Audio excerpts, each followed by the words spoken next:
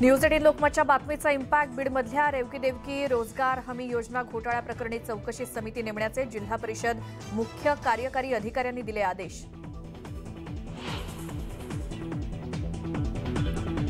पुण्यामध्ये सीबीएसई बोर्डाच्या आणखी 10 शाळा शिक्षण विभागाच्या रडारवर. जिल्हा परिषदेचे विस्तार अधिकाऱ्यांकडून चौकशी. 3 नामांकित शाळांवर कारवाईचे आदेश. मुंबई महानगरपालिकेतल्या कॅग ऑडिट करून राज्य सरकार आणि शिवसेनेमध्ये जुंपण्याची शक्यता. बीएमसीच्या नोटिशीनंतर कॅगकडून नॉन कोविड कामांचं ऑडिट करण्याचे सरकारचे निर्देश.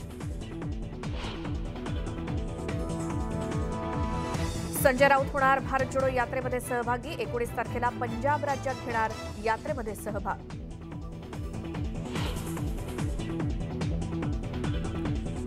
सोमवारचा मुख्यालयी दिवस असताना जालना जिल्हाधिकारी कार्यालयात एकही कर्मचारी हजर नाही. नागरिकांना नाहक त्रास.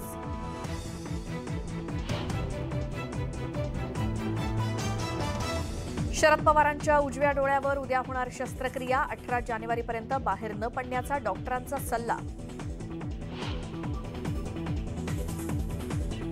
आयसीआयसीआय बँक गैरव्यवहाराप्रकरणी कोचर दाम्पत्याला कोर्टाकडून दिलासा. 1 लाखाच्या जामिनावर तात्काळ सुटकेचे आदेश.